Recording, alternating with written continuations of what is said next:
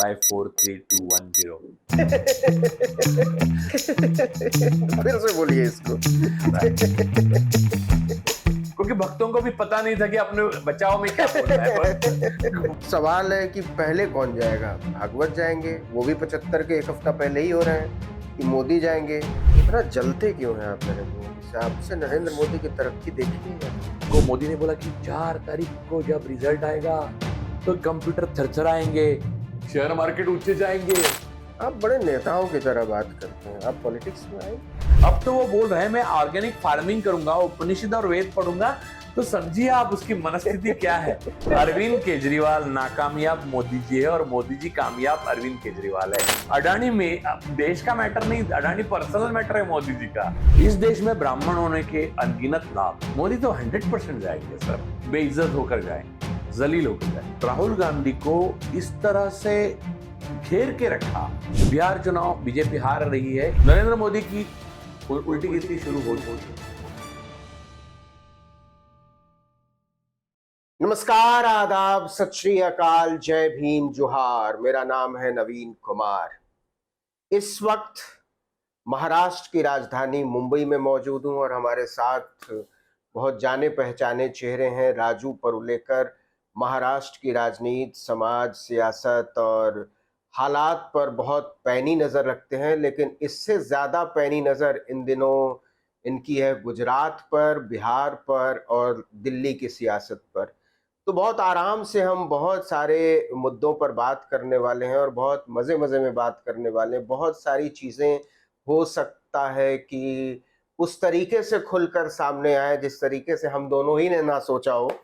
तो इस वीडियो में बने रहिए और ज़रा आखिर तक इसको देखिए कि क्या कुछ निकल कर आता है। तो राजू, सबसे पहले तो आर्टिकल 19 पर बहुत बहुत स्वागत है और आपको बहुत बहुत बधाई।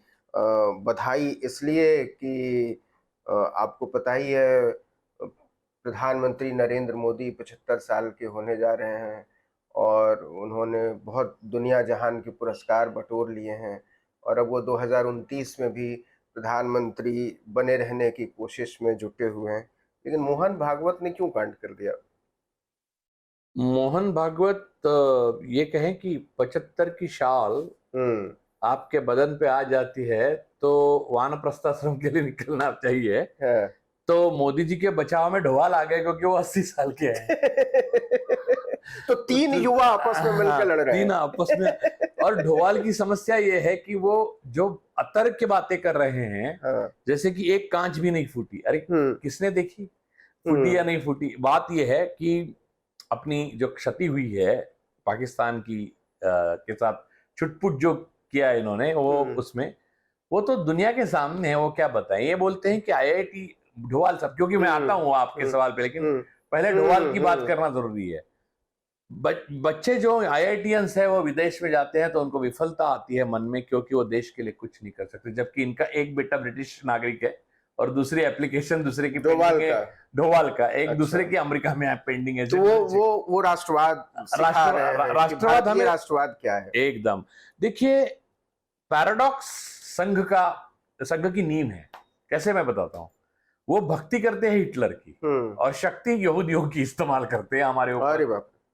तो ये पैराडॉक्स जो है वो यहां पर भी दिखता है। बच्चे अपने सेफ बना दिए, जैसे अमित शाह ने अपने बच्चे को आईसीसी का मुखिया बना दिया और बाकी बच्चों को बोलता है लेके त्रिशूल लेके जय श्री राम के नारे लोगों के मस्जिद के सामने लगा, केसेस ले लो अपने ऊपर और जाओ जेल में। तो ये इनकी दोहरा जो खेल है वो 11 साल चलता रहा।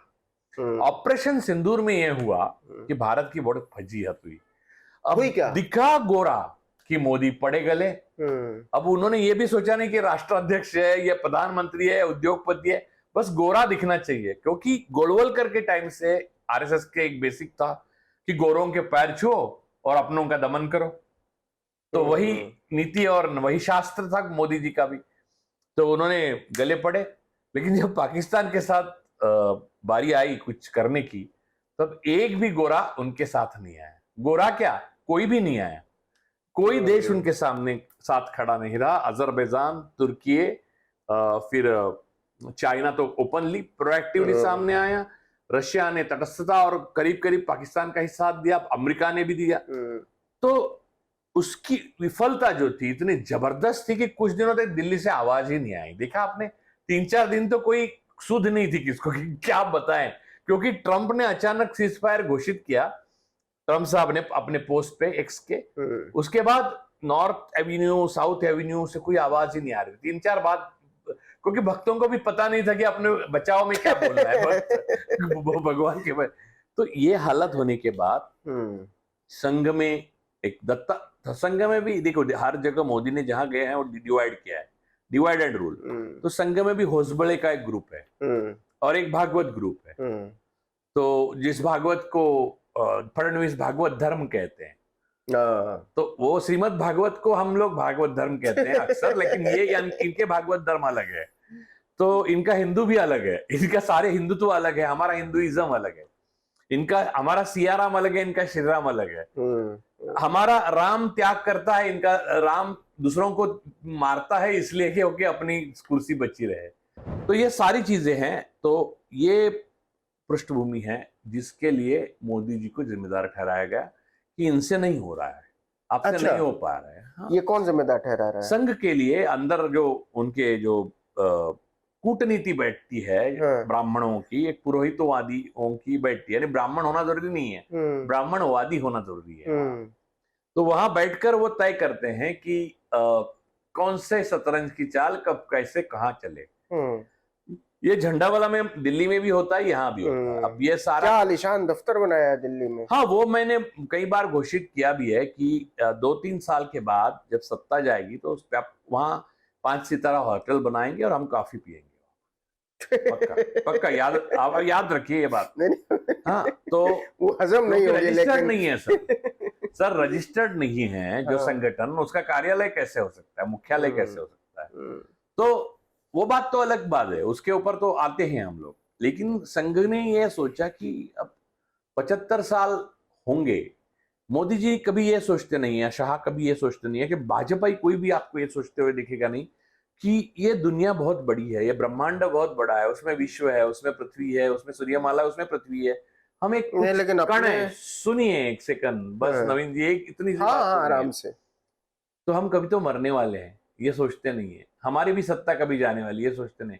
वैसे ही मोदी जी ने सोचा नहीं कि मेरे भी 75 होने वाले हैं। तो और अडवाणी और नॉन बायोलॉजिकल है। हाँ, अडवाणी और जोशी जी को 75 में उन्होंने रिटायर कर दिया मार्गदर्शक मंडल में, और अब उनके 75 आ गए।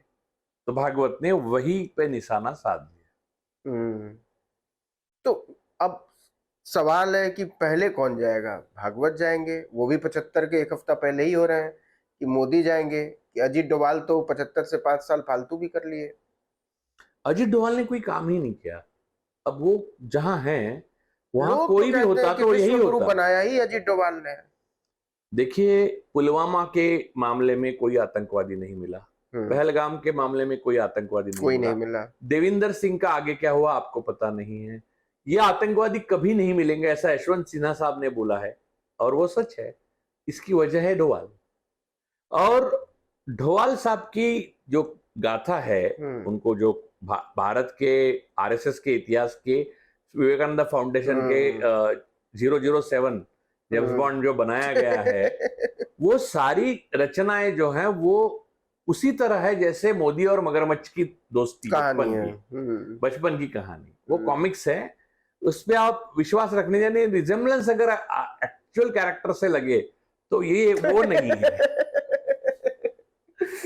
तो बात यह है कि डोभाल के कहने को कोई महत्व नहीं, क्योंकि समर्थन के लिए, मोदी जी के समर्थन के लिए 75 वाले शाह बोलने चाहिए थे। अक्सर ये होता था आज तक। शाह ने आगे अपना ही पन्ना वो बोल दिया कि मैं ऑर्गेनिक फार्मिंग, वेद और उपनिषद रिटायरमेंट के बात करूंगा। तो मोदी जी के लिए कोई विकल्प नहीं था डोभाल को आगे करने के सिवाय। जयशंकर तो इतनी गालियां खा चुके हैं दुनिया और देश में कि अब उनके पास, आप देखा उनका कॉन्फिडेंस पूरा हिल गया है। बात करते वक्त वो कॉन्फिडेंस से कोई बात ही नहीं कर पाते।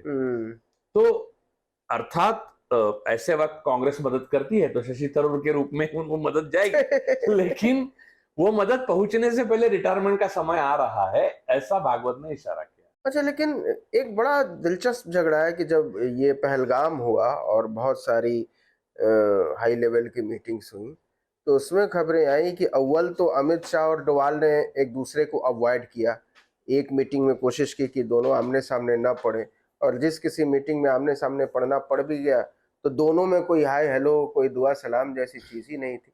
ये ऐसा है क्या, और अगर ऐसा है तो इसकी वजह क्या हो सकती है? कोई देखिए, डोवाल तो अमित शाह के कॉम्पिटिटर नहीं है ना? देखिए सत्ता के गलियारों में कुछ आम होते हैं, कुछ खास होते हैं, और वो बदलते रहते हैं, आम खास। हम्म। और देखिए, आपके फोरफादर्स ने, पूर्वजों ने हम्म। अगर 10 एकड़ की जमीन रखी है तो भी कितने झगड़े होते हैं। हम्म। तो यहाँ तो पूरे हिंदुस्तान की सत्ता है जिनके हाथ में, वो 4-5 लोग खेल रहे हैं, तो हम्म। आपस में स्वाभाविक रूप से इस तरह की चीजें होगी। अब अमित शाह जी और महाराष्ट्र से एकनाथ शिंदे, हम्म। ये एक गुट बन गया है। हम्म। फडणवीस और मोदी, ऐसा एक गुट बन गया है। हम्म। पवार साहब सारे गुट को मदद कर रहे हैं महाराष्ट्र की तरफ से, क्योंकि उनकी मदद इनको नहीं है, लेकिन अडानी को है। इस मदद से क्या मिलता है? रोहित पवार के खिलाफ तो ईडी बैठ जाती है, दर्ज हो जाता है मामला, तो वो तो अपने परिवार को भी नहीं बचा पा रहे। नहीं नहीं, लेकिन कोई, सब सुरक्षित हैं। संजय राउत अंदर गए थे, जेल में गए थे, शिवसेना के गए। देशमुख साहब जो गृह मंत्री है, वो अनिल देशमुख, वो जेल गए थे। पवार क्लैन जो है पूरा, उसको टच भी नहीं किया गया। अब उसकी वजह, और आज देखिए, आज की तारीख में नुकसान में क्या है पवार साहब, उनकी पार्टी टूटी, उसके बाद में रोहित पवार एमएलए थे, विधायक थे, विधायक रहे। सुप्रिया सुळे सांसद थी, सांसद रही। पवार साहब सांसद थे, सांसद रहे। उल्टा एक बढ़ गए, सुनेत्रा पवार सांसद बन गई, और उनके जितने पवार क्लैन यानी पवार फैमिली, उनके सारे लोग सेट हो गए। और ऊपर से एक योगेंद्र पवार राजनीति में एंट्री हो गई। आगे जाकर वो भी विधायक या सांसद बनाए जाएंगे। तो उन्होंने अपने क्लैन, वो देखिए, ये टैक्टिक्स जो उनकी है, वो छोटे पैमाने पर गॉडफादर वाली है, फैमिली बिजनेस। तो फैमिली को टच नहीं होना चाहिए। केसेस तो होते रहते हैं। नहीं, लेकिन जहां से हम लोगों ने बातचीत शुरू की थी कि मोदी रहेंगे कि जाएंगे, सर, इस दुनिया में यह सूर्य भी नहीं रहेगा। ये विश्व में सूर्य का भी अंत निश्चित है। अब युवावस्था में है, वो बड़ा होते जाएगा, पृथ्वी को निगल लेगा, पृथ्वी नष्ट हो जाएगी, ब्रह्मांड नष्ट हो जाएगा, ये मंडल, तारामंडल नष्ट हो जाएगा, और नए तैयार होंगे।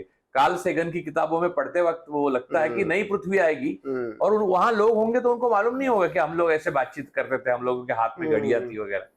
तो बात यह है कि इसमें मोदी कहाँ है? मोदी तो 100% जाएंगे सर। और मोदी जिस गरिमा से और डिग्निटी से प्रधानमंत्री पद पे आए थे, हम ही लोगों ने लाया था उनको चुन के। हम अपनी जिम्मेदारी से भाग नहीं सकते, लेकिन उतने ही बेइज्जत होकर जाएंगे, जलील होकर जाएंगे, क्योंकि उन्होंने देश के हित में कुछ भी नहीं किया। क्या बात कर रहे, इतना कुछ किया, विश्व गुरु बन गए। अरे सुनिए, इस शताब्दी को एक बदलाव वाली शताब्दी थी, जिसमें पूरे जियोपॉलिटिक्स बदल रहा है। देखिए, दोस्त दुश्मन सब बदल रहे हैं। भारत सबसे युवा देश था, तो ये 11 साल बहुत महत्वपूर्ण थे। हमें technology, science, research and development, health, education, सब में चाइना को मात देनी थी। लेकिन और 11 नहीं, 13-14 साल पहले चाइना और हमारी कंपटीशन थी। हमें हाथी माना था, उनको ड्रैगन। आज हम क्या करें? जय श्री राम के नारे मस्जिद के सामने लगा रहे हैं, कोई गोबर में डुबकी लगा रहा है तो गोमूत्र में। यार, मैं कई बार बोल चुका हूं, वो गाय का बछड़ा है, वो पैदा होते ही गोबर नहीं खाता है, गोमूत्र नहीं पीता है अपनी मां का होने के बाद, वो दूध ही पीता है। लेकिन ये भक्त लोग, मोदी भक्त, वो गोमूत्र पीते हैं। तो इतना पीछे लाने का जो सारा देश को पीछे लाने का जो सारा श्रेय है, वो मोदी जी को मिलेगा। तो उसकी वजह से वो उतनी गरिमा और उतनी डिग्निटी से इतिहास में नहीं रह सकते। इतना जलते क्यों हैं आप नरेंद्र मोदी से? आपसे नरेंद्र मोदी की तरक्की देखी नहीं जाती? सर, मेरी और नरेंद्र मोदी की क्या बराबरी? मोदी जैसे जलते नहीं है सर। मोदी जी हमारे सवालों के जवाब मोदी दे जी रहे तो हैं। कहते हैं पूरा देश मुझसे जलता है। नहीं जलता है, इसकी वजह है क्योंकि उनको ट्रस्टी बनाया है। प्रधानमंत्री एक ट्रस्टी होता है, राजा नहीं, नो किंग। तो प्रधानमंत्री को हर सवाल का ट्रांसपेरेंट जवाब, पारदर्शिता से जवाब देना चाहिए। चाहे वो नवीन कुमार पूछे, चाहे वो राजू परोलेकर पूछे, चाहे वो तीस्ता जी पूछे। अगर हम पार्लियामेंट्री लैंग्वेज में और एक संवैधानिक हित में, संविधान के हित में कोई सवाल पूछे, प्रधानमंत्री के पीएम केयर का जवाब नहीं, राफेल की फाइल गायब हो गई, उन्होंने जो ये फंड्स लिए थे इलेक्शन फंड्स, उसका कोई हिसाब नहीं, पीएम रिलीफ फंड का कोई हिसाब नहीं, उनकी और अडानी की दोस्ती के वजह से जो बर्बाद हो गया देश, उसका कोई जवाब नहीं। उन्होंने प्रेस कॉन्फ्रेंस ली नहीं, यहां तक कि उन्होंने ये कहा, प्रधानमंत्री राष्ट्राध्यक्ष ट्रंप के साथ उनकी प्रेस कॉन्फ्रेंस में उनको एक सवाल पूछा गया, वहां उनको खड़ा किया गया, उनको जबरदस्ती खड़ा किया गया होगा, वरना खड़ा, और यही सोच के खड़ा किया होगा आप खड़े नहीं होंगे तो अडानी का टेटवा दबाएंगे। तो अडानी का केस चल रहा है न्यूयॉर्क, और न्यूयॉर्क में है वो, तो इसलिए बेचारे प्रधानमंत्री खड़े रहे। और वो मुझे बुरा लगता है अपने प्रधानमंत्री कहने के लिए उनको, लेकिन अब हम बोलना पड़ेगा। कुर्सी उन्होंने इलेक्शन कमीशन के माध्यम से क्यों ना हो अपने हाथ में ले ली है, तो वो वहां खड़े रहे। उनको पूछा कि अडानी के मामले में क्या है सही, तो उन्होंने बोला क्या, ये पर्सनल मैटर है, इसमें हम पढ़ते, दो देशों के मुखिया नहीं पढ़ते। तो बराबर है सर, वो देश के मुखिया के रूप में काम ही नहीं कर रही है, ये सारे पर्सनल मैटर है उनके। तो हम क्यों सुने यार पर्सनल, मैं जलता कहां हूं, अडानी में देश का मैटर नहीं, अडानी पर्सनल मैटर है मोदी जी का, अनिल अंबानी पर्सनल मैटर है, राफेल का डील पर्सनल मैटर है। सर हर देश में जाके वो अवार्ड लेके आते हैं ना, जो ईदी अमीन के। तो ये तो अच्छा है ना कि वो देश को बहुत पर्सनल टच देते हैं। सर देश को वो पर्सनल टच नहीं, परिवार की तरह मानते हैं।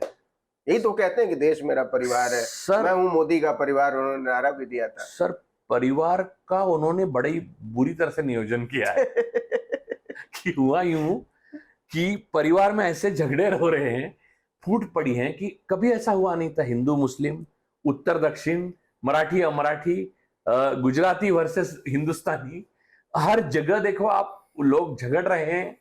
और ये लड़ाई का अंत वो इतना ही चाहते कि वोटों का ध्रुवीकरण हो, उनके हाथ में सत्ता रहे। ये अच्छा छेड़ा आपने भाषा वाला मामला। हम लोग महाराष्ट्र में बैठे हुए हैं, ये जो मराठी हिंदी का विवाद हुआ है, इसके पीछे कौन है? क्या वाकई ठाकरेज हैं, या अमित शाह हैं, या देवेंद्र फडणवीस हैं, या ये बड़ा स्पॉन्टेनियस तरीके से हुआ और वैसे ही खत्म हो गया? बिल्कुल नहीं, उसके पीछे आरएसएस है, इसके पीछे बीजेपी है, अमित शाह, मोदी, ये लोग हैं। सत्ता के मामले में वो एक है। इनके बारे में हम बात कर रहे हैं तो एक बात समझ में लेनी चाहिए कि अमित शाह और मोदी, डोवाल और अमित शाह कितनी भी अनबन हो, उनका इलॉन मस्क और ट्रम्प जैसा नहीं होगा, क्योंकि ये गुजराती कार्टेल है। गुज्जू कार्टेल का एक बेसिक नियम होता है और ऊपर आरएसएस का उसको तड़का है। तो ये दोनों का एक नियम है, आपके बाप कितने भी गलत बिहेव करे, आपको अंततः उनकी सुननी है। चार गाली दे दो घर में, लेकिन अंततः उनकी सुननी है। तो ये तड़का जो है वो इलॉन मस्क को मालूम नहीं है और ट्रम्प को भी नहीं मालूम। तो ये बात जो है मराठी की, ये सोची समझी राजनीति है। देखिए भाजपाई शासन जहां पर जिन राज्यों में है, वहां पर तीसरी भाषा तो पहली कक्षा से ला दी गई नहीं, थोपी नहीं गई। वो महाराष्ट्र में थोपी गई। उसके दो उद्देश्य है। एक, महाराष्ट्र में म्युनिसिपल इलेक्शंस आ रहे हैं बहुत सारे, और बहुत बड़ा बजट, मुंबई म्युनिसिपैलिटी का बजट कई राज्यों से ज्यादा है, तो बहुत बड़े स्टेक्स हैं। और दूसरा, बिहार का इलेक्शन आ रहा है, तो हिंदी भाषियों को ये अपने हैं ऐसा लगने के लिए मुंबई में, हाँ, तो चिट्ठी आई है वाला फीलिंग देने के लिए, तो वो एक। और मराठी लोगों को असुरक्षितता पैदा करने के लिए ये इन्होंने चाल चली कि पहली कक्षा से थोपी। अब देखिए, मैं हिंदी बोल रहा हूं, मेरे जैसा कई लोग हिंदी बोलते, कोई अच्छा बोलता है, कोई बुरा बोलता है। हर किसी को हिंदी साहित्य से कोई रुचि हो ऐसा जरूरी नहीं। लेकिन महाराष्ट्र में हिंदी फिल्म इंडस्ट्री है पूरी। दादा साहब फाल्के ने हिंदी फिल्म इंडस्ट्री की शुरुआत की थी, वो मराठी थे। और आपको मालूम है, राज खोसला से लेकर कई लोगों ने जो फिल्में बनाई वो मराठी कहानियों पे बनाई। दो रास्ते, हिट फिल्म, ऐसी मैं 10 गिना सकता हूं आपको। तो हिंदी के प्रति महाराष्ट्र में कोई नफरत नहीं है। हालांकि हम दक्षिण में आते हैं क्योंकि विंध्य पर्वत के नीचे, और शिवाजी महाराज का एक स्पेसिफिक थॉट था कि ये राज्य दखनियों का है, यानी वो तंजावर तक गए, यानी तमिलनाडु तक शिवाजी महाराज, उनके भाई वेंकोजी भोसले वहां सौतेले भाई राज करते थे। तो आज भी तंजावर में जाइए ना आप, मराठी अलग तरीके से तमिल टाइप्स मराठी बोलते हैं, तंजावरी मराठी।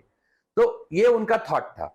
लेकिन दखनी होने के बावजूद महाराष्ट्र ने हिंदी को अपनाया, क्योंकि दोनों की लिपि जो है वो देवनागरी है, और हिंदी इंडस्ट्री होने की वजह से यहाँ पर ज्यादातर लोगों को हिंदी आती है अच्छी से, और हिंदी भाषी होने की वजह से किसी का तिरस्कार होता है ऐसा होता नहीं है, ये आर्टिफिशियल या मैन्युफैक्चर करना पड़ता है। तो ये क्या हुआ कि पहली कक्षा से थोपा गया, तब राजनेता रे बाजू रहे, वेट किया उन्होंने। कोई भी साहित्यकार, कोई भी लिंग्विस्टिक का, कोई भी एजुकेशनिस्ट, वो जो बोलते हैं वो बोलते हैं कि बच्चों को 3 भाषा ना थोपो, अब 2 भाषा, एक इंटरनेशनल लैंग्वेज इंग्लिश, एक मराठी, चौथी से हमें हिंदी सिखानी है, सीखते ही हैं हम लोग यहाँ पर। मैं चौथी से हिंदी सीखा हूं, हिंदी और संस्कृत, कुछ लोग जर्मन सीखते हैं, कुछ लोग। तो बात यह है ना नवीन भाई कि ये भाषा की बात नहीं थी, थोपने की बात थी, जबरदस्ती की बात थी, जो बाकी राज्यों में नहीं। देखिए आप यूपी में जाइए, उत्तराखंड में जाइए, मध्य प्रदेश में जाइए, वह मराठी या तमिल पहली कक्षा से कंपलसरी की है, नहीं की है। और ये कहेंगे कंपलसरी नहीं की है, 20 लड़के इकट्ठा होकर अगर मांगेंगे तो शिक्षक दिया जाएगा उस भाषा का। उसमें जर्मन भी आती है, फ्रेंच भी आती है, कोई भी भाषा आप चुनो। तो हमारे यहाँ मराठी में एक लेखक है अरविंद जगताप, उन्होंने बहुत अच्छा कहा, यानी पहली कक्षा से आप शिवसेना टोड़ी वैसे ही पार्टी बनाने को सिखा रहे हैं बच्चों को, अलग 20 लोग, और एक पहली कक्षा के 20 बच्चे अलग होंगे, इसका मतलब वो गौहती तक जा सकते और ये फर्स्ट स्टैंडर्ड के बच्चों को बता रहे हैं आप। ये मूर्खता नहीं तो क्या है? तो ये भाषा का जो है आंदोलन, ये आधा हिस्सा हुआ। अब बचा आधा हिस्सा आपको बचा, इसमें राजनीति कहाँ आती है? देखिए, जो आभा थी राज ठाकरे की, राज ठाकरे जी की जो एक पावर, पॉलिटिकल पावर थी, अभी पावर तो है उनकी, लेकिन पॉलिटिकल पावर थी, नंबर जो होते हैं पॉलिटिक्स में वो जो थे, और उनकी जो कुछ सीटों में बदलाव लाने की ताकत थी, वो थोड़ी कम हो गई, क्योंकि उन्होंने पैसिवली बीजेपी के साथ दिया। तो वो बढ़ाने के लिए एक मुद्दा होना जरूरी था। अब मुद्दा होना जरूरी था तो वो मुद्दा एक ट्रैप भी बन सकता था। देखिए, फुल प्रूफ और लॉजिकल स्ट्रेटेजी नहीं की जा सकती दुनिया में कोई भी क्योंकि कोई भी वॉर आप जीतने से पहले जीतने का कह नहीं सकते, कोई भी जीत सकता है। तो ये स्ट्रेटेजी बनाई गई कि ये मुद्दा मराठी का ही हो सकता है, एक ही हो सकता है जिसपे राज ठाकरे जिसको भुना सकते हैं। लेकिन अब उद्धव ठाकरे की रही, वो भी तो शिवसेना बनी थी मराठी के लिए। तो उद्धव ठाकरे को इनका ये था, तर्क ऐसा रहा कि उद्धव ठाकरे के लिए हाथ आगे किया राज साहब ने, तो उद्धव साहब हाथ नहीं आगे करेंगे, तो ट्रैप में आ जाएंगे, बोलेगा एंटी मराठी। अगर हाथ मिलाते हैं तो उत्तर भारतीयों को कहेंगे देखो मराठी के मुद्दे पे उत्तर भारतीयों से दुश्मनी कर रहे हैं, ताकि मुसलमान और नॉर्थ इंडियंस जो है उद्धव के वो तोड़े जाए, वोट काटे जाए।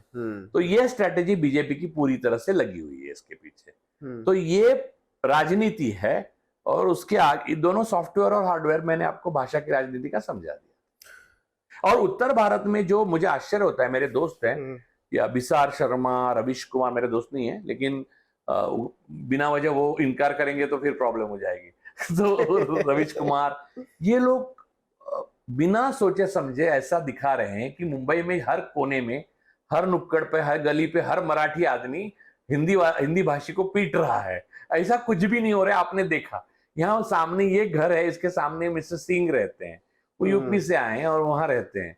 उनका और मेरा बहुत पुराना रिश्ता है, उनका बेल बजा के आप ऐसे ही जाके पूछ सकते हैं इतने, और मेरे क्या, किसी से भी पूछ सकते हैं, ऐसा कुछ भी नहीं हो रहा है। लेकिन ये लोगों को समझना चाहिए कि थोपा जाना, यानी हम मराठी कल उत्तर प्रदेश में पहली कक्षा से थोपी गई, तो एक रिएक्शन, मराठी नहीं छोड़िए, मराठी का बात छोड़िए, तमिल थोपी गई, तो रिएक्शन तो आएगा ना यार, हो ना। और जबकि तमिल बड़ी पैमाने पर अगर उत्तर प्रदेश में रहते हो तो ज्यादा तेज। लेकिन ये मामला इसलिए बढ़ा राजू क्योंकि इसमें हिंसा हुई, तो अब अब सब कह रहे हैं कि हमको हिंदी वालों से कोई दिक्कत नहीं है, वो उद्धव भी कह रहे हैं, वो राज ठाकरे भी कह रहे हैं, बीजेपी तो कह ही रही है, कांग्रेस का तो इस पर स्टैंड बड़ा क्लियर है।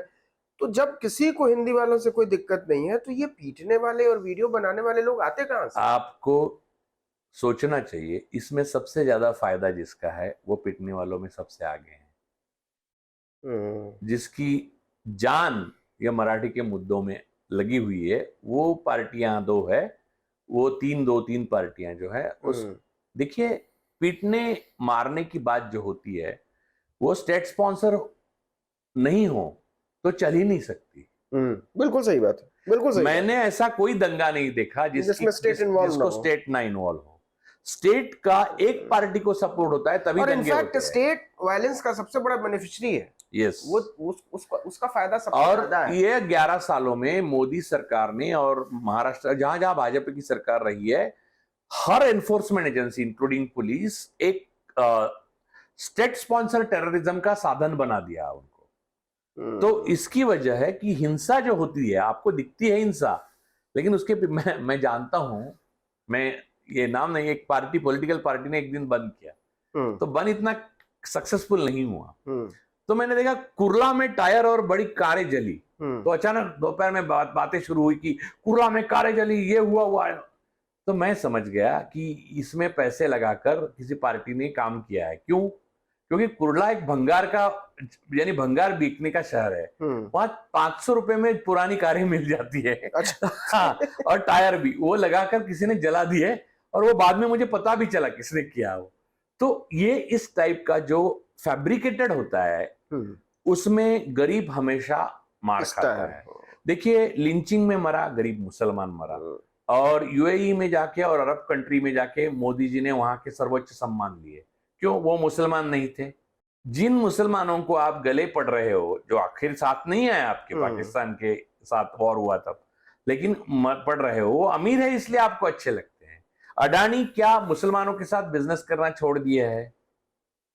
क्या अंबानी ने मुसलमानों के साथ बिजनेस करना छोड़ दिए हैं?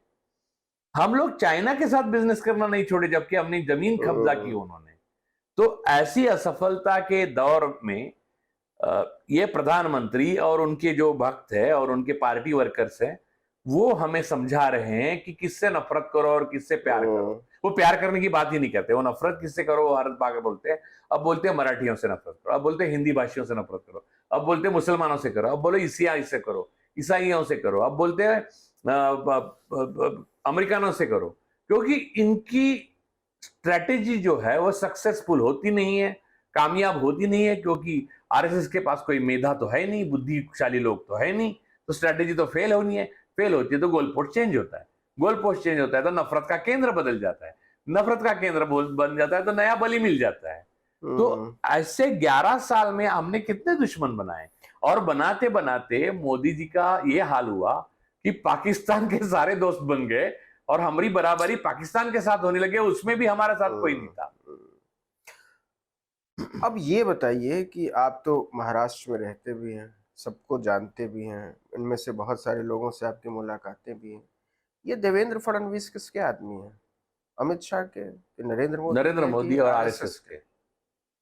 अच्छा, नरेंद्र मोदी और आरएसएस के। वो मातृ संगठन से बहुत जुड़े हुए हैं, क्योंकि नागपुर से हैं, और मातृ संगठन उनका आरएसएस जो है, उसमें दो चीजें, दो केंद्र थे पहले नागपुर में, एक गडकरी और फडणवीस।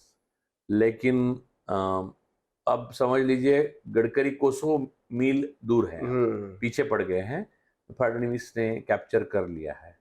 तो फडणवीस बेसिकली आरएसएस और मोदी के प्रिय हैं। आरएसएस तो अड़ ही गया था मुख्यमंत्री बनाने में जब। हाँ, नहीं आरएसएस नहीं, और इतना परफेक्ट बैकिंग है उनको। देखिए, आप मानो न मानो नवीन भाई, मैं जानता हूं क्योंकि मैं खुद हूं, इस देश में ब्राह्मण होने के अनगिनत लाभ हैं,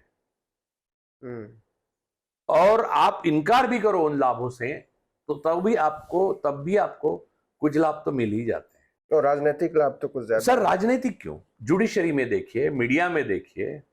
मुझे माफ करिए, मैं ये नहीं चाहता कि मैं ये नहीं आरोप, मैं छोड़िए, वो एक किस्सा है मेरे पास, लेकिन मैं नहीं बताना चाहता, छोड़िए। नहीं, वो लालू जी के यहाँ मैं गया था एक बार, मजेदार बात है, लेकिन लालू जी के यहाँ गया था, और जब अन्ना का आंदोलन चल रहा था तो कोई मेरी सुन ही नहीं रहा था। यह आंदोलन आरएसएस वादियों का एक देश को पूरी तरह से कोलैप्स करने के लिए आंदोलन चल रहा है। कोई विश्वास नहीं कर रहा था। मैंने सिब्बल साहब से बात की, उन्होंने सुना, उन्होंने मान भी लिया, लेकिन वो प्रोएक्टिवली कुछ करने की स्थिति में नहीं दिखे, क्योंकि तब कांग्रेस बहुत वीक हो चुकी थी मन से। वैसे वीक होने की कोई जरूरत नहीं थी, सत्ता थी तो उनके पास, लेकिन अंदर से साइकोलॉजिकल वॉर में हार चुके थे वो लोग। मैं लालू जी के पास गया। लालू जी जिंदगी में कभी साइकोलॉजिकल वॉर में हारे नहीं, ये बात तो उनके बारे में माननी पड़ेगी। वो हाथ सेक रहे थे, जाड़े के दिन थे, गए बैठे वगैरह, बात की वगैरह। तो मैंने कहा कि हर चैनल जो है वो मेरे खिलाफ बात कर रहा है, बोलता है कांग्रेस से मिलकर। जो सच है वो बोलने में कांग्रेस से क्यों मिलना है? मेरा कांग्रेस से कोई दूर दूर तक संबंध नहीं है। पहचानना कोई बात है, पत्रकार है तो सबको पहचानता हूं मैं, लेकिन ये इसमें कोई नहीं। और मैं एकदम वो हो गया है, मैं जान गया, बोल गया, बस खत्म, बात यहीं पे है। तो पूरा जान लिया। लालू जी ने सुन लिया, बोला ठीक है आप हमारे मित्र हो। दूसरे दिन उन्होंने संसद में भाषण किया, उसमें हमारे मित्र, वो रिकॉर्ड में है आज भी। अच्छा।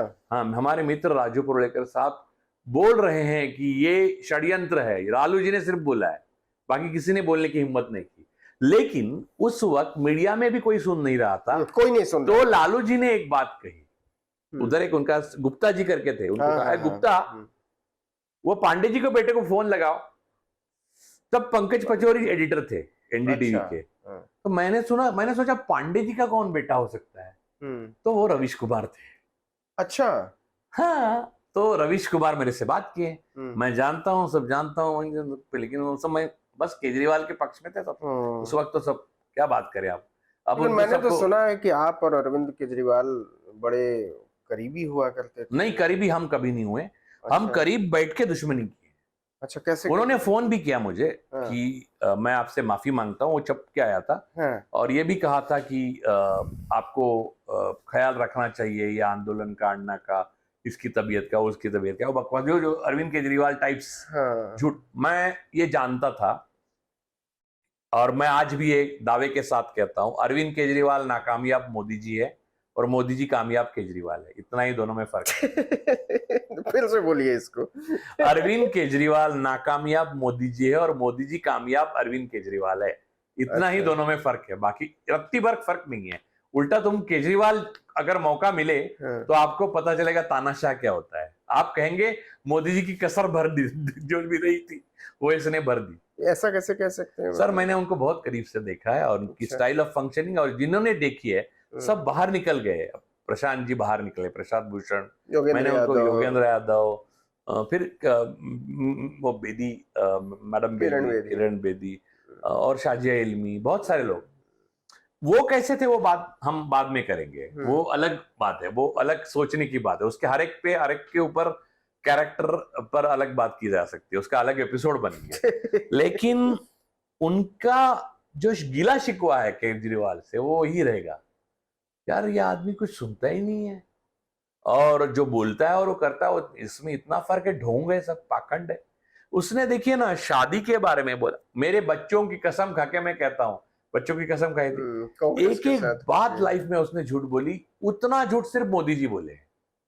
यानी केजरीवाल और मोदी जी, मैं हमेशा देखता हूं, मेरा एक आंख केजरीवाल और एक आंख मोदी है, ऐसा भारत माता कहती होगी इन 11 सालों में, 12-13 सालों में इनफैक्ट। तो नवीन भाई जो दिखता है ना वैसा नहीं है।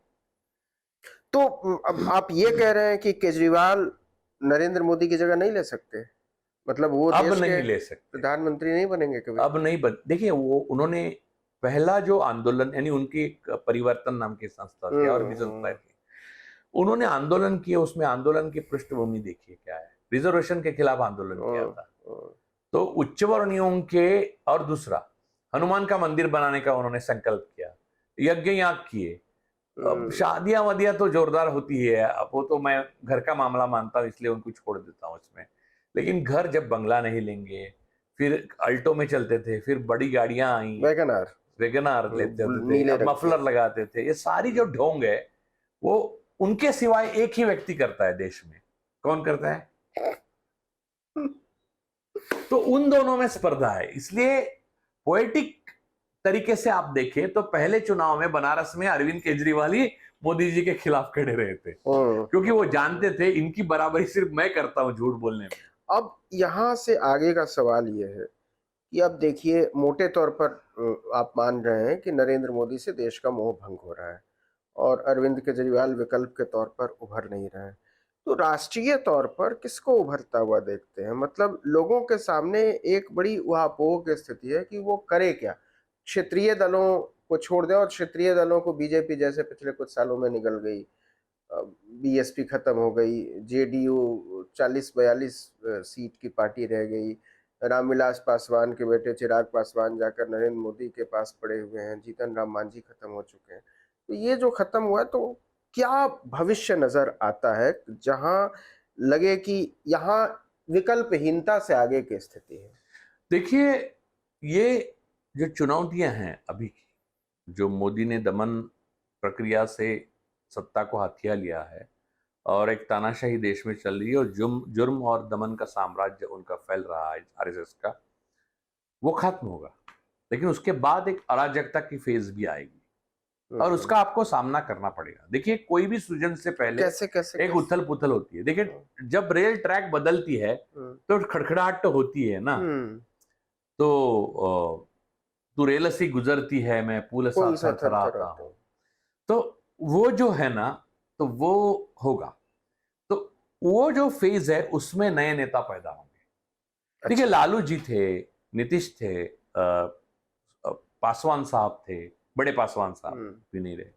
अब इनका नेतृत्व तो अपने आप आंदोलनों में उठाना, उभरा ना जेपी का आंदोलन में। वो गलत था सही था अलग बात है, आंदोलन, लेकिन आंदोलन होगा। जनता के नेत्र के खुलने के सिवाय कोई विकल्प नहीं है इनको सत्ता से बाहर करने का। भागवत के शाल से मोदी उतरने वाले नहीं है। 75 वर्ष की साल जब उड़ी जाती है तो उसका अर्थ यह होता है कि अब आपकी आयु हो गई, अब जरा बाजू हमको करने। लोगों का तीसरा नेत्र ही उनके लिए जरूरी है और वो खुलेगा। वो खुलने के बाद जो स्थिति पैदा होगी, उस स्थिति से नए नेता उभरेंगे, नए नेता आएंगे, कुछ अच्छे निकलेंगे, कुछ बुरे निकलेंगे। अब फॉरेन से तो इंपोर्ट नहीं करेंगे हम, नॉर्वे से तो नहीं लाएंगे, इसी समाज से आएंगे। तो थोड़े थोड़े घुसखोर होंगे, थोड़े लालची होंगे, थोड़े दगाबाज होंगे, थोड़े कपटी होंगे, थोड़े क्रूर होंगे, और कुछ अडानी को बिकेंगे, कुछ अंबानी को बिकेंगे। फिर भी इस देश की जनता की जो एक अपना स्वभाव है, उसमें एक गंगा जमनी तहजीब अब है, आज भी है। आज भी लोग एक कंपैशन और एम्पैथी से जीते हैं और क्या सही क्या गलत जानते हैं। आप विश्वास रखिए मेरे ऊपर, एक्चुअली 162 सीटें मिली थी लोकसभा में बीजेपी को, लेकिन उन्होंने वो सब करके 240 कर दी। फिर भी ये कंप्यूटर आपके उथल पुथल होंगे। मोदी ने कहा था ना इनको, एनडीटीवी के वो एडिटर अभी नहीं रहे वो, लेकिन एडिटर नहीं, उनको साइडलाइन कर दिया है वो। उनको मोदी ने बोला कि 4 तारीख को जब रिजल्ट आएगा तो कंप्यूटर थरथराएंगे, शेयर मार्केट ऊंचे जाएंगे। तो शेयर मार्केट का तो बैंड ही बच गया, 240 पे रुक गए। ये किसका? कांग्रेस की मेहनत थी या आरजेडी की मेहनत थी? समाजवादी पार्टी ने कुछ लड़ाई लड़ी थी? ये जनता की इच्छा थी। जनता नहीं चाहती बीजेपी आए। महाराष्ट्र में बीजेपी को अब 2 डिजिट में भी सीटें नहीं मिली है। इन्होंने इलेक्शन पूरा रिग किया है। तो जनता तीसरा नेत्र मेरे कहने से नहीं खोलेगी। जनता की वोटों की इन्होंने चोरी कर रहे हैं और इलेक्शन के पीछे इलेक्शन रिग कर रहे हैं, इसलिए तीसरा नेत्र नहीं। लेकिन इलेक्शन जब रिग्ड ही है तब तो फिर जनता पर कोई ओनस ही नहीं है। जनता क्या कर लेगी अगर जनता कुछ भी करे और इलेक्शन रिग्ड है? तो फिर तो कोई मतलब नहीं है। रिग्ड इलेक्शन एक असंवैधानिक सरकार बनाता है, संवैधानिक सरकार नहीं। जनता अगर उत्तरदायी है तो संवैधानिक सरकार के प्रति, और संवैधानिक सरकार जनता के प्रति। ना असंवैधानिक सरकार जनता के प्रति उत्तरदायी है, जैसे मोदी जी जवाब नहीं देते, वैसे ही जनता भी उनको जवाब दे नहीं है। तो इसीलिए तो अराजक जैसी स्थिति होगी ना। आप सारी चीजें चरमरा इसलिए जाएंगी क्योंकि रूल फॉलो इन्होंने नहीं किया पहले। देखिए, एक तरफा जंग अपनी ही जनता के खिलाफ भाजपा, आरएसएस और उनके मुखिया ने छेड़ी है और जनता का 11 साल से दमन कर रहे हैं, उनकी इलेक्शन, उनके वोट रिग कर रहे हैं, तो उसका परिणाम तो होगा। एक तरफा कितना चीजें चलती रहेगी।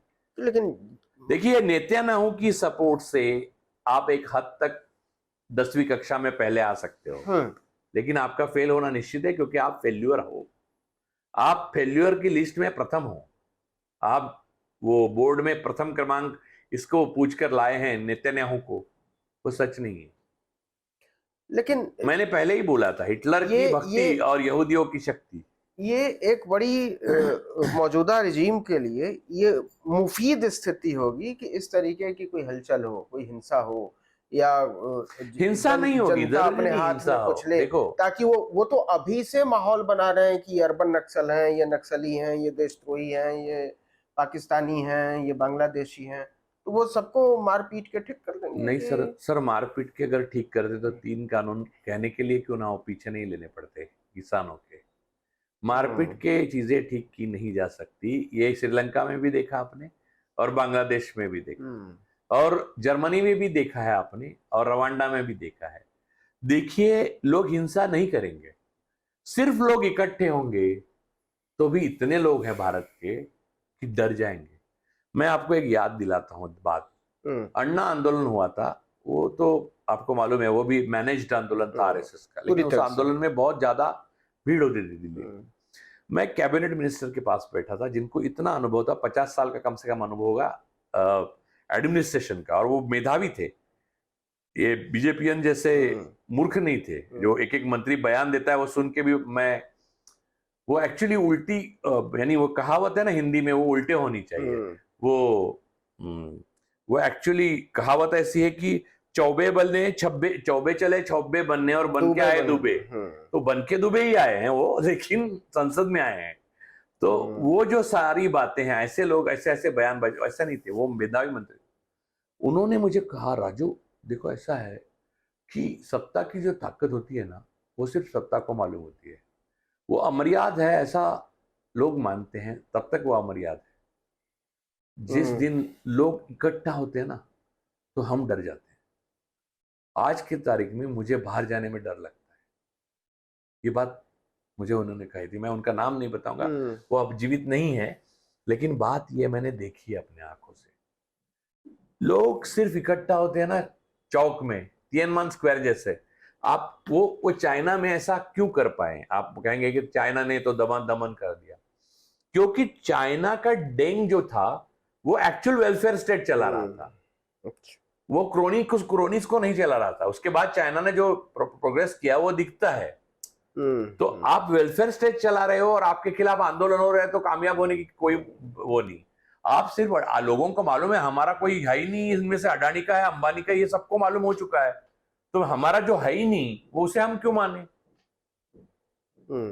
और हमको जवाबदेह भी नहीं है। हमने ट्रस्टी करके भेजा था, मालिक बन के बैठ गया, तो क्यों माने हम? इस देश के नौजवानों में क्या वो ताकत नहीं? क्योंकि हमेशा जो है यूथ ने सत्ता बदली है, कभी भी किसी भी दौर में। सबसे यंग देश है आज भारत, लेकिन वो यूथ जो है इस समय ज्यादा फैसिनेटेड दिखता है राइट विंग को लेकर। वो मॉब लिंचिंग करता है, वो सड़कों पे उतरता है, उसके हाथ में लाठी थमा दी गई है, और उसके हाथ में कामकाज नहीं है, पढ़ाई के मौके नहीं है। तो ऐसे में क्या हालात ज्यादा भयावह नहीं है, और जो रूलिंग इलीट है उसके लिए ज्यादा बेहतर है? ऐसा शेख हसीना भी मानती थी।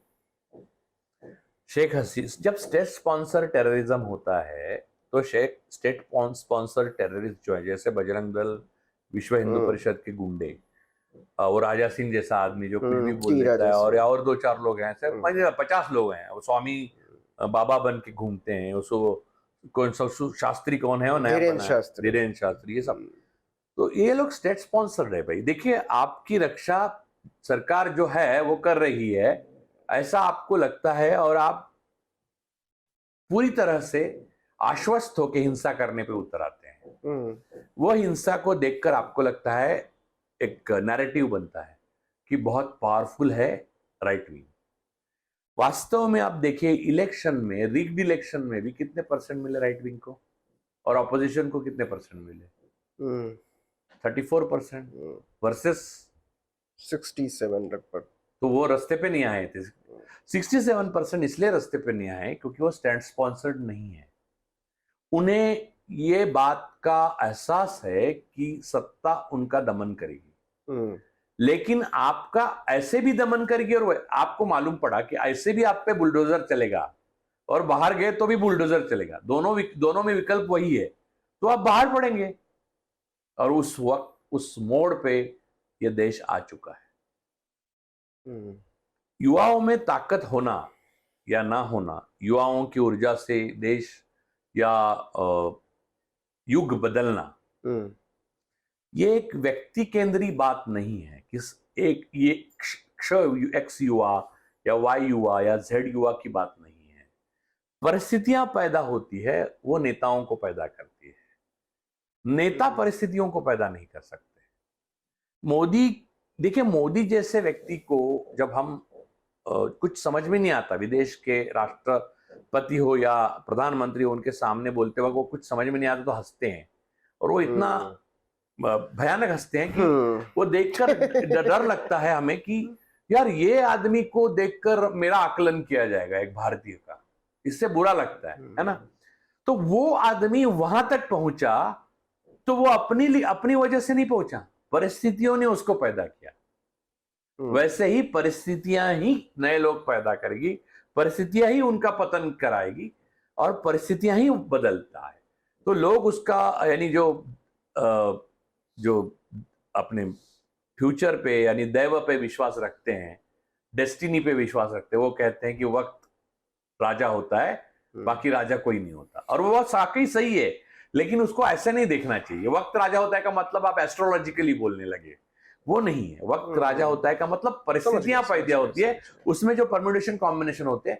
और जहां तक मेरी समझ है, अगर मेरी समझ पे थोड़ा बहुत आपको विश्वास है जो आगे बढ़ जाएगा, तो मैं ये कहता हूं ये मोड़ पे हम आ चुके हैं। कभी भी कुछ भी एक बात, जैसे मंगल पांडे ने कुछ किया था, या दूसरा पहला विश्व युद्ध, कोई मतलब ही नहीं था, एक चीज थी, एक राजा को राजकुमार फर्डिनेंड। हाँ, तो चिंगारियों के ढेर पे हम बैठे हुए, ज्वालामुखी पे बैठे हुए हम, बस एक किसी की गलती और वो सही जगह पे या गलत जगह पे, बाकी सब अपने आप परिस्थितियां बदल देगी।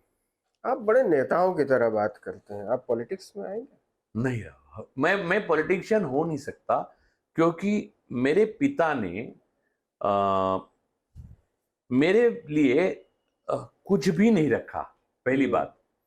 हाँ, अगर मुझे जो, अब मैं हिंदी बोलता हूँ, थोड़ी बहुत अंग्रेजी बोलता हूँ, थोड़ी बहुत मराठी बोल लेता हूँ, मुझे ग्रामर किसी भाषा का नहीं आता, दुनिया में घूमा हूँ, फेलोशिप मिले, अवार्ड्स मिले वगैरह, लेकिन ये सारी चीज़ों के पीछे अगर ऐसे एक पापा होते, चीज़ों कहते कि मेरे बेटे के लिए, जिनको मेरे बेटे को फ्रेंच नहीं आती, तो जिनको फ्रेंच नहीं आते वो उनको शर्म आएगी, ऐसे कहने वाले पापा मेरे गृह मंत्री होते तो मैं राजनीति में आने की जरूर सोचता।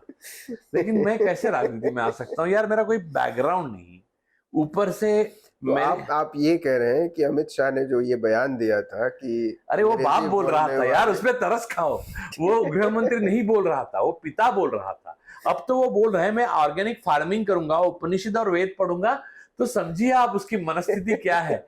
देखिए, इंसान जितना दुर्बल अपने कर्मों से नहीं होता ना, उससे ज्यादा दुर्बल वो अपने बच्चों के कर्मों से होता है।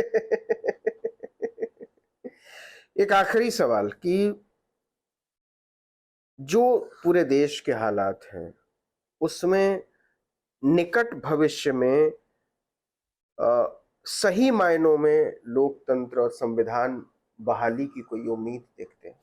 2034 तक भारत एक अलग ही देश बन जाएगा। अगर आज जो भारत है उससे ज्यादा अखंड भारत होने वाला नहीं है, इसी को अखंड भारत कहना चाहिए। हाँ, अगर भारत अखंड रहा, ये बात मैं बहुत सोच के बता रहा हूं, क्योंकि इन्होंने जो जहर फैलाया है उससे अखंड से हम टूटने के कगार पर लाए हैं इन्होंने 11 सालों में। लेकिन भारत अगर अखंड रहा तो वो प्रगति के राह पर 34 के बाद निकलेगा। ये जो फ्यूडल डेमोक्रेसी थी ना अपनी 70 साल में, वो खत्म हो जाएगी। आपको अब पता चल गया खत्म हो जाएगी? ये फ्यूडल लॉ बेसिस क्या है? देखिए, लोगों को आपको ये पता चल गया नवीन भाई, हमें ये मालूम नहीं था कि सिर्फ हम नहीं, ईडी की एक 1.5 पन्ने की नोटिस को, कागज पे लिखे हुए नोटिस को पवार, ठाकरे और बड़े बड़े नेता मायावती वगैरह भी डर जाती है, अपनी राजनीति को सिकुड़ लेती है। तो ये पता चलने के बाद हर गांव में ऐसे नेता है जो बीजेपी में चले गए, हर गली में है, नुक्कड़ में, हर जगह पे है। तो उसके बाद क्या आपको लगता है लोग वही रिस्पेक्ट और डर रहेगा? डर सर एक ही बार खत्म होता है। घातक फिल्म देखी आपने? उसमें वो कात्या का डर एक बार खत्म हो गया तो वो टोपी उड़ जाना वो डर का वो माना जाता, तो डर खत्म हो गया। लोगों को मालूम हो गया एजेंसी के एक लेटर से डरने वाले लोग हैं, कुछ नहीं इनमें, अंदर से खोखले हैं, हमको आंखें दिखा रहे थे।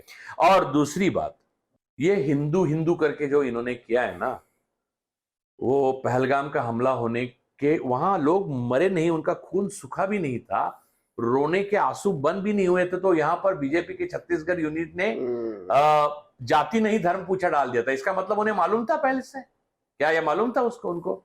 तो ये डाला, लेकिन बाद में सारी घटनाएं देखिए, जिसको मुंडन करवाया, घोड़े पे नहीं बैठने दिया, रेप किया, वो सारे बहुजन वर्ग से आते हैं।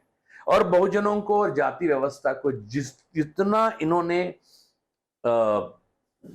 रगड़ा है, यानी ब्राह्मणवाद को जिस तरह से उन्होंने बड़ा बनाने की कोशिश की, यानी देखिए बहुजनों के ओबीसीज के जो लड़के लड़कियां हैं, उनको राम मंदिर के लिए ईंट उठाने के लिए, मस्जिद के सामने नाचने के लिए, इनके बेटे विदेश की यूनिवर्सिटीज में पढ़ने के लिए, इनके बच्चे, ब्राह्मणों के बच्चे 350 रिजर्वेशन आईएएस के लिए, यूपीएससी में, ये सारी चीजें करके इन्होंने क्या किया कि जो खाई बहुजन और ब्राह्मणवाद से मिट रही थी उसको फिर से खड़ा किया। उन्हें लगा कि वो हिंदू मुस्लिम करके उसको मिटा देंगे, लेकिन हिंदू मुस्लिम ना हुआ, ना होगा। ये मॉडल ही फेल हुआ। अयोध्या में जिस दिन राम मंदिर बनाने के बाद बीजेपी हार गई, उसके बाद 75 साल डिक्लेयर कर देने चाहिए थे मोदी जी को। अक्सर में मोदी जी भी खुद हारे हुए हैं वाराणसी में, 2 घंटे लगे रिजल्ट आने में, उसमें आपको मालूम है क्या हुआ। तो बात यह है कि तो हिंदू मुस्लिम ना हो सका, लेकिन इन्होंने गलत, मैंने बोला कि कोई भी मॉडल या कोई भी स्ट्रेटेजी फुल प्रूफ नहीं होती, गलत तरीके से उन्होंने जातिवाद को जगा दिया।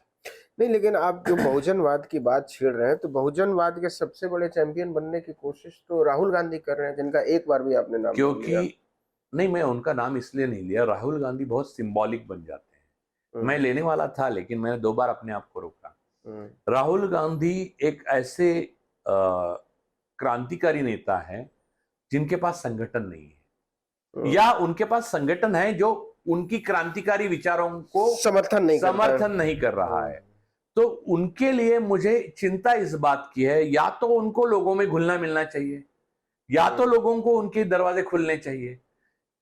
अगर ये नहीं होता इनमें से, तो फिर वेणुगोपाल सिग्नेचर करके कुछ भी लेटर सबको भेजते रहेंगे, तो उससे क्रांति नहीं होने वाली। तो वो बात को लेकर मैं परेशान हूं, और मैं नहीं चाहता उस पर मैं कोई भाष्य करूं। और राहुल गांधी को इस तरह से घेर के रखा तो वो जननायक होने के बावजूद जन नेता नहीं बनेंगे। अच्छा। उनको अपनी दादी की तरह लोगों को रोज मिलना चाहिए। अब रिस्क तो है उसमें, तो रिस्क किसमें नहीं है? हम बात करें तो रिस्क नहीं है, और हम रास्ते पे चलते नेताओं को मिलना तो पड़ेगा जनता के बीच। और देखिए, आपका ऑक्यूपेशनल हैजार्ड है। अगर आपने चुना ही है इस देश का भाग्य बदलने का, और आपने चुना है आप भाग्य विधाता बनने वाले हो, तो आपको यह भी चुनना पड़ेगा कि उसमें जो रिस्क आते हैं वो आपको लेने पड़ेंगे। मैं नहीं चाहता कि गांधी फैमिली में जो भयंकर 2 चीजें हुई, एक इंदिरा जी की हत्या और राजीव जी की हत्या, और दोनों मैं पर्सनली बहुत जिनको चाहता हूं ऐसे लोग नेता थे, तो ऐसा किसी के घर में ना हो, आरएसएस वाले के भी ना हो, किसी हिंदुस्तानी के किसी के घर में ना हो। ऐसे त्रासदी से ये लोग गुजरे हैं। लेकिन राहुल गांधी अगर जननेता बनना चाहते हैं और भाग्य विधाता भारत के बनना चाहते हैं, तो लोगों से तो मिलना चाहिए, क्योंकि वही लोगों से मिलकर, या वही लोग जिनको मिलने के लिए तय करते हैं उनको मिलकर, ये भाग्य विधाता नहीं बन सकते। एक बात मैं यहां स्पष्ट करना चाहता हूं, मैं अपनी पूरी जिंदगी में राहुल गांधी को नहीं मिला तो भी मुझे कोई प्रॉब्लम नहीं है, और मेरे पास कोई ऐसी शक्ति, मंत्र, सॉल्यूशन या उत्तर नहीं है जिससे राहुल गांधी को कोई मैं सुझाव दे सकूं, लेकिन उनको मिलना चाहिए जिनके पास ये सारी चीजें हैं, ये मैं कहना चाहता हूं। अब एक संक्षिप्त सवाल है, बिहार चुनाव का नतीजा अगर भाजपा के खिलाफ जाता है, नरेंद्र मोदी की उल्टी गिनती शुरू होगी? नरेंद्र मोदी की उल्टी गिनती शुरू हो चुकी है। बिहार चुनाव बीजेपी हार रही है, इसीलिए रिग हो रहा है। SIR की कल्पना ज्ञानेश कुमार, जो अमित शाह के बहुत करीबी है, उन्होंने लाई ही इसलिए है क्योंकि बीजेपी अब कोई भी चुनाव जीत नहीं सकती free and fair and level playing field पे, तो ये रिग करके ही जीतेंगे, और वो करने का मतलब ही हार मान लेना है। तो हार से पहले हार मान चुके हैं और मोदी जी की उल्टी गिनती शुरू हो चुकी है। 10, 9, 8, 7, 6, 5, 4, 3, 2, 1, 0। खैर, मतलब हम लोग उम्मीद करें कि जो भी रास्ता बनेगा वो लोकतंत्र के रास्ते बने, जो भी रास्ता बने वो संविधान के रास्ते बने, मनुष्यता के रास्ते बने, बराबरी और बंधुत्व के रास्ते बने। सत्ता में गांधीवादी बने। लोग हाँ आते जाते रहते हैं, तो व्यक्ति उतने महत्वपूर्ण नहीं होने चाहिए, जो कि पिछले काफी सालों से हो गए हैं। महत्वपूर्ण नागरिक होना चाहिए और नागरिकता का बोध होना चाहिए। बहुत बहुत शुक्रिया राजू, आर्टिकल 19 इंडिया से बात करने के लिए। बहुत बहुत धन्यवाद नवीन भाई। और अगर आपने सब्सक्राइब नहीं किया है तो ऐसी ढेर सारी बातचीत के लिए आर्टिकल 19 इंडिया को सब्सक्राइब कीजिए। नमस्कार।